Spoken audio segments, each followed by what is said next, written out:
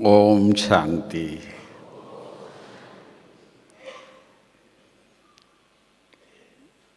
तो कहने में आता है कि हमारे गुजरात से सभी भाई बहनें आए हैं,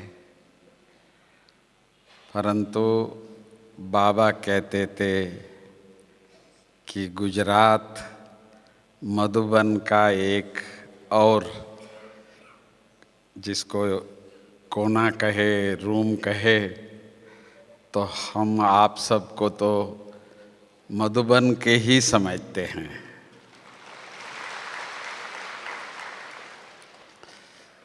मधुबन में जो भी कुछ आप देख रहे हैं, चाहे कंस्ट्रक्शंस है या किसी भी प्रकार का, तो हम लोग नज़दीक से नज़दीक अहमदाबाद, गुजरात ही जाते हैं, जो वहाँ से ही सब चीज़ें आते हैं। और आज मधुबन आप देख रहे हैं। आज का जो विषय दिया है इन्होंने, एक व्रत और पिता व्रत। तो हम दोनों के लिए कहते हैं कि भाई मेरे लिए भाई ये तो मम्मा का है, ऐसा बोलते हैं। और निर्वैर भाई सचमुच आज का जो सब्जेक्ट है पिता व्रत, तो बाबा के कदम पर चलने वाले, बाबा के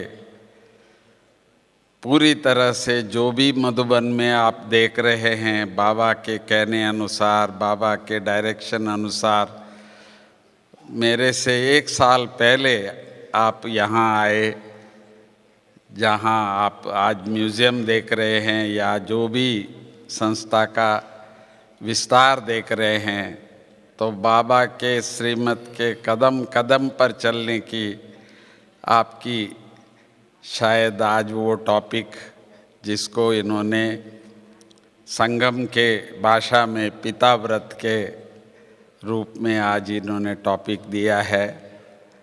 और मुझे बचपन से मम्मा ने आगे बढ़ाए। हमारे पूरे साउथ की जो सेवा है उसका निमित्त मम्मा बनी। और बाबा से जब भी मिलता था, साल में 2-4 बार भी आते, तो पहले मम्मा से बात करूँगा, मम्मा को बताऊँगा, फिर मम्मा जो कहे तो वो मैं बाबा को बात करता था। इसका कारण इतना ही है कि साउथ में जो शिव बाबा के लिए जो हमारी जो स्नेह है, प्यार है, तो वो मुझे बाबा की दृष्टि से दिखती थी। मैं पहली बार आया भी था मधुबन इसीलिए कि वे स्वयं भगवान जिस तन में आए हैं तो उनको देखना है मुझे। तो पहला दिन से ही पहला संकल्प भी बाबा को जब देखता था, एक शिव बाबा दिखाई देता था। तो बाबा को मैंने ब्रह्मा बाबा और शिव बाबा ये 2 मेरे सामने नहीं था, तो मुझे सदा ही दृष्टि में शिव बाबा ही लगता था। मैं हमारे जो भी सीनियर भाई थे, तो वो लोग बाबा के साथ जैसे फ्रेंड के रूप में समझो, बाप के रूप में समझो, तो हाथों हाथ पकड़ के जैसे चलते। मैं कभी भी नहीं कर सकता था बाबा के सामने आते ही, जैसे मुझे शिव बाबा ही दिखता था। तो ब्रह्मा बाबा अलग मुझे नहीं दिखता था। तो आज का टॉपिक में भी मैं यही कहूँगा कि पिता व्रत कहा उन्होंने। मुझे एक बात उसमें ये आती है, हम ये शिव बाबा के लिए पिता व्रत कहते हैं, तो सारे भक्ति मार्ग में जब बाबा की महिमा करते हैं त्वमेव माताश्च पिता त्वमेव कहते हैं। पिता को नेक्स्ट बोलते हैं, पहले माँ को बोलते हैं। तो मेरा तो अनुभव महाव्रत में ही था, बाबा को शिव को ही दिखाई देता था, ईश्वर ही दिखाई देता था, परमात्मा ही दिखाई देता था। तो आज मैं यही कहूँगा कि पिता व्रत में बाबा ने दो बात कही। कुछ बच्चे जो है जो बाप को दिमाग से याद करते हैं, ज्ञान से याद करते हैं, पर विशेष तौर पर चाहे माताओं को कहे या चाहे साउथ वालों को बाबा कहते थे, ये तो भावना वाले बच्चे, माना दिल के बच्चे हैं। तो मैं भी, आप जो गुजरात से आए हैं, उनकी भी जो वर्णन है गोप गोपियों का, जो सभी दिल से याद करने वाले आज यहाँ बैठे हैं।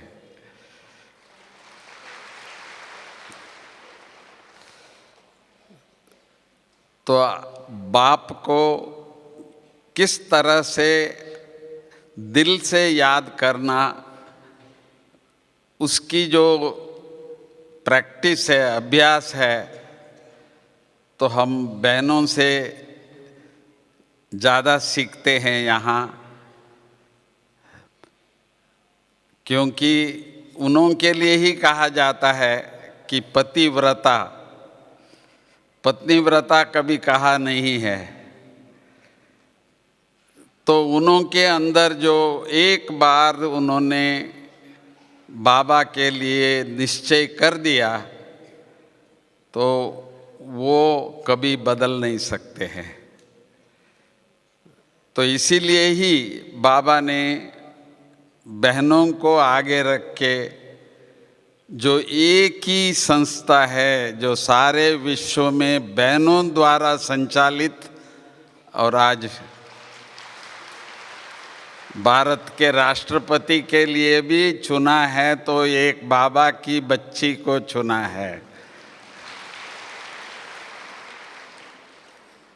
तो यही मैं कहूँगा कि हम सभी बाबा को गुणों से याद करते हैं, कमेंट्री से याद करते हैं, गीत से याद करते हैं, पर दिल से याद करना अभी भी हम कहेंगे कि हमारी बहनें उसमें नंबर 1 है। ये मेरा अनुभव है। ये सभी अनुभव करते हैं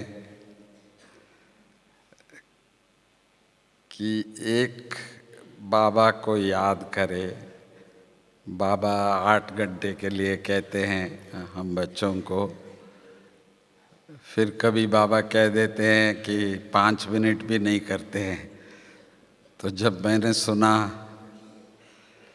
तो बाबा ऐसे कैसे, सुबह हर रोज़ उठते हैं, अमृत वेला बैठते हैं पौना घंटा, और सारा दिन ट्रैफिक कंट्रोल, धुमा शाम का योग, ये सब है। फिर भी बाबा कहते हैं बच्चे, याद में अभी भी कमी है, बाबा की जो आशा है हम पूरा नहीं कर पाते हैं। तो शायद आज इसीलिए ये टॉपिक दिए हैं। जैसे कोई व्रत लेते हैं तो जैसे वो पक्के होते हैं, व्रत उसको समझते हैं कि सेवा का व्रत तो हमने लिए, जो आज सारे विश्व के कोने कोने में पहुंच गया। तो याद की जो बाबा की इच्छा है, ये भी एक व्रत है। तो हम इसको एक व्रत के रूप में हम सभी लेते हैं। तो शायद बाबा ऊपर से देख रहे हैं, तो बाबा भी खुश हो जाएंगे, हम बच्चे भी खुश हो जाएंगे। पर उस यात्रा की विधि जो है, जिसको हम कभी कभी बट्टी कहते हैं या एक जगह बैठ के जो करने का कहते हैं, वो तो रोज़ 8 घंटा तो हो ही नहीं सकता है। परंतु दिल से कोई चीज़ आपको पक्का हो जाता है तो भूलना मुश्किल हो जाता है। तो ऐसी याद की जो विधि है, जो व्रत है,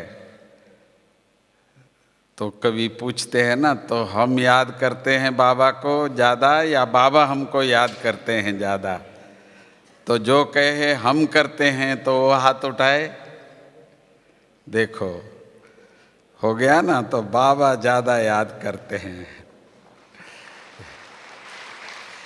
तो जब बाबा याद करते हैं तो फिर हम तो 8 घंटा तो सहज विधि से करने का, जैसे कोरोना का टाइम पर हम सभी याद को इतना बढ़ाया था सबने, जैसे ऐसे लगा कराची में बैठे हैं, बस सिवाय बाबा को याद करना और कुछ नहीं। तो इसी तरह से जो आने वाले जो समय है वो भी ऐसी ऐसी सिचुएशंस सामने लाएगा। जैसे आज यूक्रेन में देखते हैं, हमारा भी भाई बहनें थे, उन लोगों को भी हमने वहाँ से जो नज़दीक सेंटर्स दूसरे देश में जाने के लिए कहा। तो हम सबको, सारे विश्व के सामने इस प्रकार की सिचुएशन आता है तो सिवाय एक बाबा और कोई नहीं। जो भी कुछ होता है सब समस्या के सामने एक ही आंसर है, मेरा बाबा। तो उसकी नींव इस बार पक्का एक व्रत के रूप में आप करके जाएंगे। जो भी हो रहा है ड्रामानुसार ही हो रहा है। और बाबा ने कहा कल पहले जो हुआ था वही हो रहा है, भले कुछ भी हो, पर हम एक बाबा की याद से ही इन सब विघ्नों को, परिस्थितियों को पार करते जाएंगे। ऐसी याद की यात्रा का नींव व्रत के रूप में यहाँ से करके जाएंगे, ऐसी आशा करता हूँ। हम सब आए हैं निर्वैर भाई जी का सुनने के लिए, तो निर्वैर भाई जी से निवेदन करूँगा कि आपकी अभी इस समय पर कैसे याद में मस्त है वो आपको सुनाएंगे।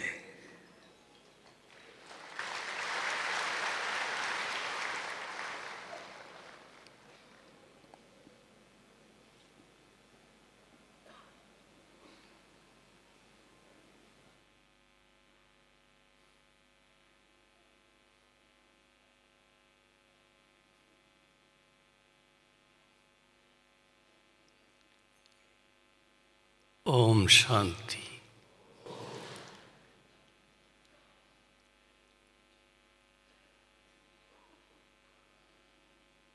मुझे वो दिन याद आते हैं जब साकार में बाबा भी थे, मम्मा भी थी, दादी जी भी थे, दीदी जी भी थे, दूसरी दादियाँ भी थीं, बड़े दादा भी थे।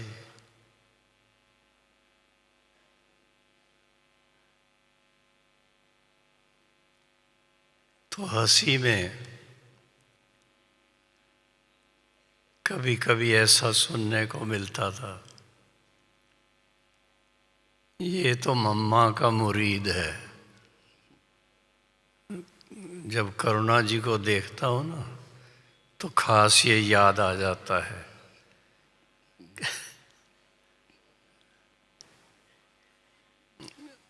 हर एक के आध्यात्मिक जीवन में कोई कारण से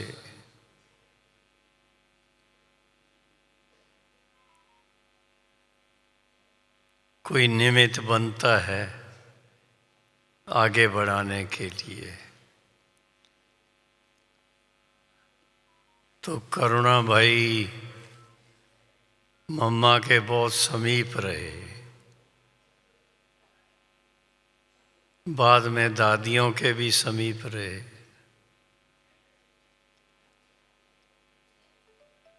और समीपता का आधार क्या है? ज्ञान मार्ग में जितने भी भाई बहन हैं सब अपने अनुभव से जानते हैं कि जिनका ईश्वरी ज्ञान में और ईश्वरी याद में मन लगता है उसमें मस्त होते हैं। चाहे करुणा भाई की तरह 2 बजे के बाद होते हों, चाहे कोई 4 बजे के बाद होते हों, वो कोई बात नहीं है। लेकिन ईश्वरी ज्ञान और सहज राजयोग, इसके आधार से ही आध्यात्मिक जीवन अच्छे से अच्छी बनती है। इसलिए मुझे याद आता है कि बाबा ने, साकार बाबा ने हम बच्चों को अपना चार्ट लिखने पर बहुत जोर दिया था। हर रोज का चार्ट लिखो और हर हफ्ते वो चार्ट बाबा को भेजते रहो। मुझे याद आता है 6 साल तक मैं लिखता रहा और बाबा को भेजता रहा।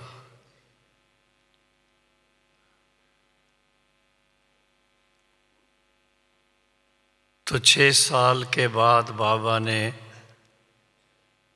प्यार से लिखा, बच्चे अभी तुम अपने पास नोट करते रहो, बाबा को जब आवश्यकता लगेगी तो आपको लिखेंगे, उस समय भेज देना। मैंने कहा ये तो बहुत सहज हो गया। रोज का चार्ट जरूर लिखता रहा, पर 6 महीने तक बाबा ने तो मंगाया ही नहीं वो।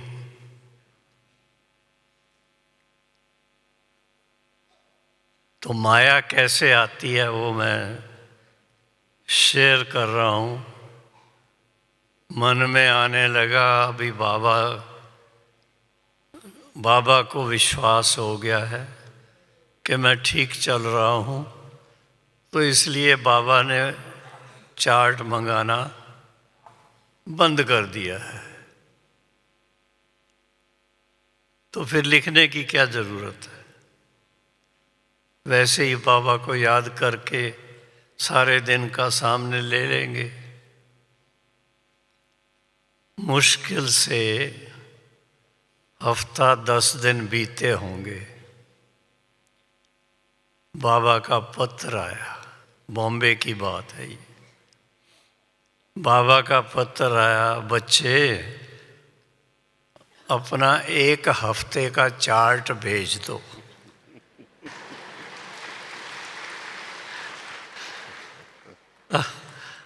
लिखा नहीं है तो मैं भेजूं कहां से? बाबा के साथ तो सच्चे होकर के ही रहना,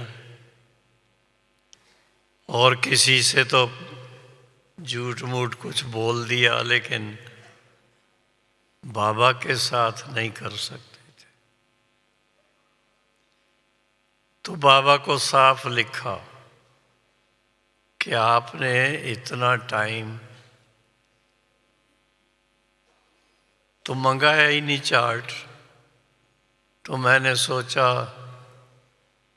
लिखने की ज़रूरत नहीं है, तो मैंने नहीं लिखा। आज से लिखूंगा, हफ्ते के बाद आपको भेज दूंगा। तो तो एक हफ्ते के बाद बाबा को अपना चार्ट भेजा, रोज का लिखा हुआ। बाबा को चार्ट तो भेजा, लेकिन वो चार्ट जो था, लिखने समय पता लगता कि बाबा ने जो कहा है इसमें राज क्या है। तो देखने में आया कि जितनी बारीकी से पहले मेहनत कर रहे थे याद की यात्रा का, अपनी धारणाओं का, उस पर थोड़ा अटेंशन कम हुआ नजर आया। तो फिर बाबा को पत्र लिखा, थैंक्स का भी और क्षमा याचना का भी, कि इतने टाइम जो हमने नहीं लिखा उसकी रिजल्ट मैं देख रहा हूँ। कुछ बातों में मैं अपने आप को कमज़ोर समझ रहा हूँ। आज से ठीक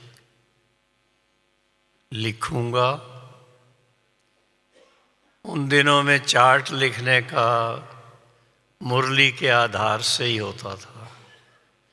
बाबा मुरली में बोलते थे बच्चों को क्या क्या नोट करना चाहिए, तो वो उसमें ज्ञान भी आ जाता, याद की यात्रा भी आ जाती, ईश्वरी सेवा की बातें भी आ जाती और धारणा की बातें भी आ जाती।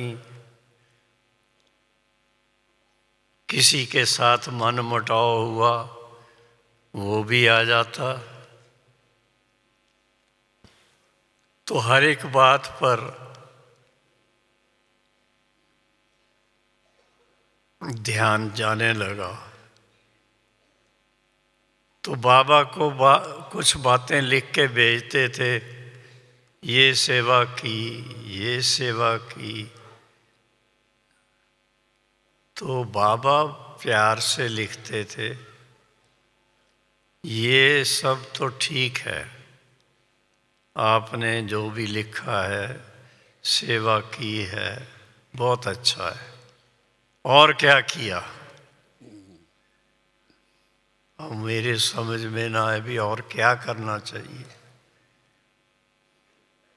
तो बाबा की एक लाइन लिखी होती थी, बच्चे आपको ऑलराउंड सर्विस करना सीखना है। अब आप में से कोई अगर जानता हो कि बाबा का भाव क्या है तो उठ के सुना सकता है।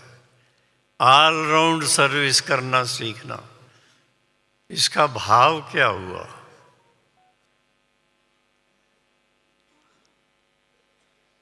तो ये बड़ी एक मेरे सामने दुविधा थी उस समय कि बाबा बताता नहीं है कि मुझे क्या करना है, इतना ही लिखता है तुम्हें ऑल राउंड सर्विस करना है।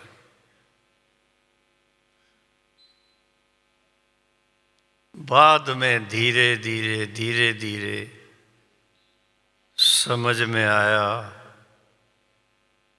कि यज्ञ की अनेक बातें हैं। यज्ञ का कारोबार बहुत लंबा चौड़ा जिसको कहें, प्रैक्टिकल आप सब देख रहे हैं। इतने भाई बहनों का यहाँ आना, रहना, तो ये सब जो हुआ है, ये एक प्रकार से मैं कहूँगा पहले हम इतना विशालता से सोचते नहीं थे। उसके कारण बाबा एक शब्द ऐसा लिख देते थे चिट्ठी के अंदर, तो वो पढ़ने के बाद अच्छा नहीं लगता था कि हम अभी तक ऐसे हैं। बाबा क्या लिखते थे, आज भी किसी न किसी को शायद कोई लिखता हो कि तुम सेवा बहुत करते हो, लेकिन बेबी बुद्धि है, बुद्धि बेबी की तरह है। जितनी तुम्हें सर्विस करनी चाहिए उस हिसाब से उसका दायरा बहुत छोटा है। समझ में नहीं आया था। बाद में प्रकाशमणि दादी जी के साथ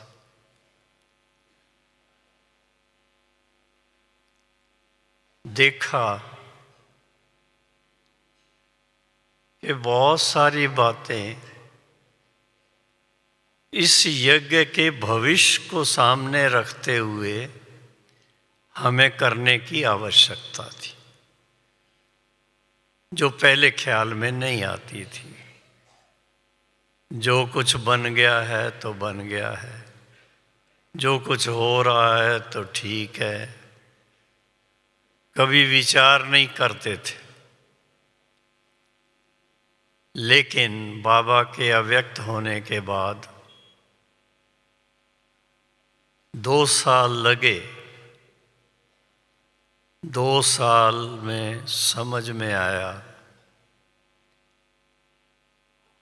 बाबा जैसे आपने मुरली वो शायद पढ़ी होगी, बाबा ने अव्यक्त होने के दिनों में एक मुरली चलाई हुई है जिसमें यज्ञ के बारे में काफ़ी बातें लिखी हुई थी। तो क्या क्या आवश्यकता रहेगी बच्चों के लिए, वो सारी बातें लिखी हुई थी। फिर लास्ट में बाबा ने लिखा, बोला है वो कि बच्चे आप ही करें, उस समय करेंगे जो आवश्यकता होगी। तो वो मुरलियाँ जब हमने पढ़ी, हालांकि देखो पहले की मुरली है, वो सुनी हुई थी, पढ़ी हुई थी, पर इतना ध्यान नहीं गया था। तो फिर दिमाग चलने लगा कि बाबा के बच्चे कहीं से भी आते हैं। उसमें कहूँगा गुजरात से, तो क्या कहते हैं गुजरात के लिए, सरला दीदी को क्या कहते थे कि ये अहमदाबाद जो है, अहमदाबाद व गुजरात, ये मधुबन का ही हिस्सा है, मधुबन का ही पार्ट है ये। तो यहाँ जो कुछ भी चलता है, मधुबन की संभाल गुजरात वालों को करनी है। और प्रैक्टिकल देख रहे हैं हर तरह से। गुजरात के भाई बहने ध्यान भी देते हैं, सहयोग भी देते हैं, और पूरी जिम्मेदारी से हर एक बात को देखते हैं। तो ये बातें हमें पहले इतना ख्याल में नहीं थी। धीरे धीरे धीरे धीरे जो फिर आवश्यकता को सामने रखते हुए कि बाबा के बच्चे बढ़ रहे हैं और उनके आने के हिसाब से उनका रहने का इंतज़ाम, भोजन का इंतज़ाम, नहाने धोने का पूरा इंतज़ाम, सब ऐसे होना चाहिए जैसे उनको ये लगे ही नहीं कि हम कहीं पराई जगह आए हैं, हम अपने ही घर में आए। आप सबको क्या लगता है, मधुबन आपका घर है या नहीं है? तो अपने घर में आए हैं, ऐसा फील होना चाहिए। तो धीरे धीरे दादी जी ने, बड़ी दादियों ने, दीदी मनमोहिनी ने, सभी ने सहयोग दिया और उसमें हमारे रमेश भाई, जगदीश भाई, ब्रिजमोहन भाई और उनके साथ में कुछ और सीनियर भाई बहनें, हर एक के दिल में आने लगा कि हम जितना बाहर सेवा कर रहे हैं, उस सेवा के फलस्वरूप अनेक भाई बहन मधुबन आते हैं, तो मधुबन आने वालों का भी तो ठीक से अरेंजमेंट होना चाहिए, उनके रहने का, उनके खाने पीने का, नहाने धोने का, हर तरह से। और आप सबको इस बात की जानकर बहुत, सिर्फ प्रसन्नता नहीं, बहुत खुशी होगी कि आज अगर हमारे पास किसी भी कारण से भाई बहनों का आना हो, 20-25 हजार तक आराम से रह सकते हैं। भोजन भी ठीक से उनको मिलेगा, पानी भी बहुत अच्छी तरह से साफ पानी मिलेगा एकदम। कई सारे इंतज़ाम किए हैं। अगर किसी को टाइम हो तो थोड़ा जानकारी लेने की कोशिश करें कि मधुबन में क्या क्या किया है, और उसमें हमारे गुजरात के भाइयों की व बहनों की बहुत सहयोग की भावना रही है। उन्होंने बहुत इसमें मदद की है, टेक्नोलॉजी की भी, और उसके साथ साथ कई चीज़ें इधर से उधर से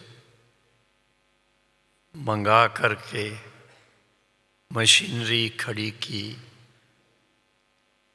अब आप ये हॉल के अंदर बैठे हैं, हॉल कितना छोटा है, कितना छोटा है। ये हॉल बनाने वाले निमित्त जो बने इंजीनियर, वो गुजरात के हैं।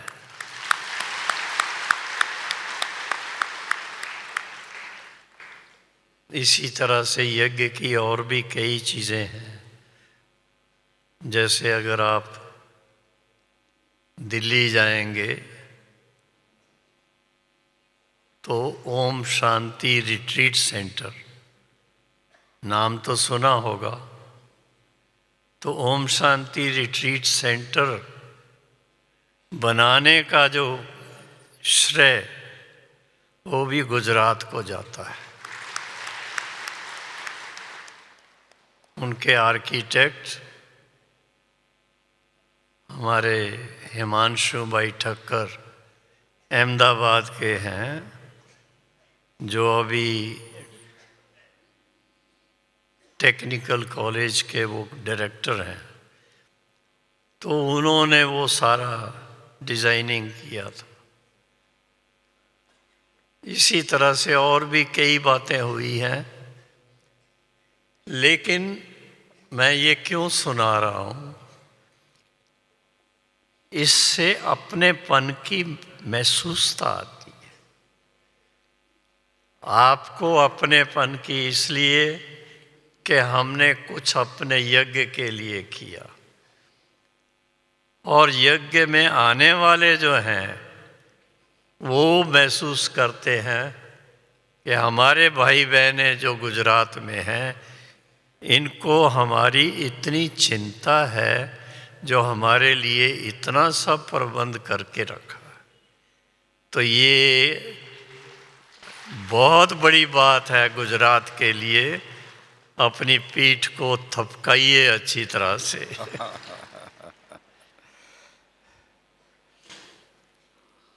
बाकी ये जो टॉपिक दी है, टॉपिक तो मेरा ख्याल है मेरे से ज़्यादा ब्रह्मा कुमारी बहनें जो बैठी हैं सामने, वो ज़्यादा अच्छा समझा सकती। एकाग्रता, एक व्रता, वास्तव में शिव बाबा के सिवा और तो किसी में मन जाएगा नहीं अभी। और जितना शिव बाबा की समीपता का अनुभव होता रहेगा, तो दिल में आएगा बाबा अब तो आपके साथ मीठी मीठी बातें करते रहें और आपकी सेवा को आगे बढ़ाते रहें। गुजरात के भाई बहनों को एक और विशेष बधाई देता हूँ कि अहमदाबाद के आउटर स्कर्ट्स में एक बहुत बड़ा तो नहीं है, पर फिर भी रिस्पेक्टेबल है, रिट्रीट सेंटर की तरह बना दिया गया है। राजी खुशी है? राजी, उसका नाम है राजी खुशी। क्योंकि गुजरात के भाई बहने जो यंग लोग हैं, उनको बहुत सेवा करने का एक संकल्प रहता है, तो विदेश में जाकर के वो सर्विस करते हैं और सेवा भी करते हैं। तो उनके जो पेरेंट्स हैं, माँ बाप हैं या और कोई रिश्तेदार, उनकी देखभाल कौन करे? उस हिसाब से हमारे यहाँ पर ललित भाई हैं, अकाउंट्स का संभालते हैं, तो उन्होंने मीटिंग के अंदर ये पास करवाया।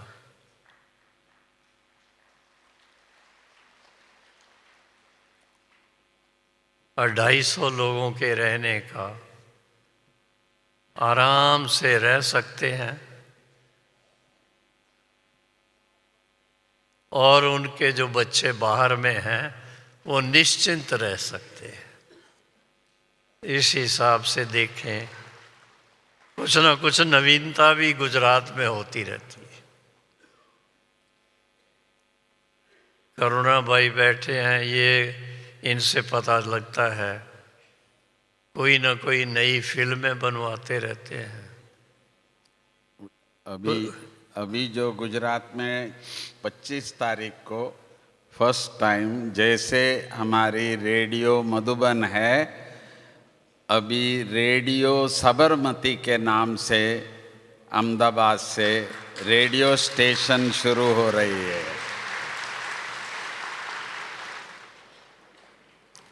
तो गुजरात और मधुबन दोनों का आपस में गहरा संबंध भी है और सहयोग भी है। और भी गुजरात के हमारे जो सेंटर्स हैं, चाहे वो राजकोट साइड में हैं या सूरत साइड में हैं, किसी भी तरफ सभी सेंटर्स का आपस में बहुत प्रेम है और उसके साथ साथ मधुबन के लिए भी बड़ी दिल से हमेशा तैयार रहते हैं।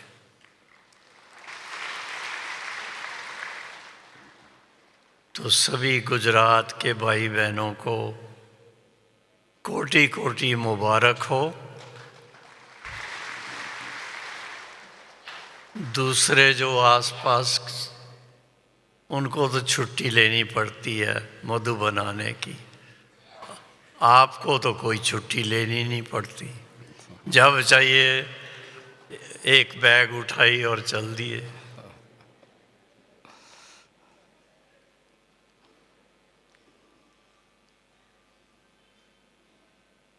जो समझते हैं मधुबन हमारा घर है, जरा हाथ तो खड़ा करो।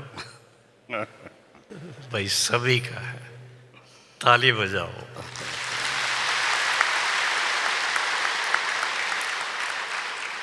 थैंक यू, बहुत अच्छा। ओम शांति। अभी 5 मिनट इसी खुशी में बाबा की याद में बैठे।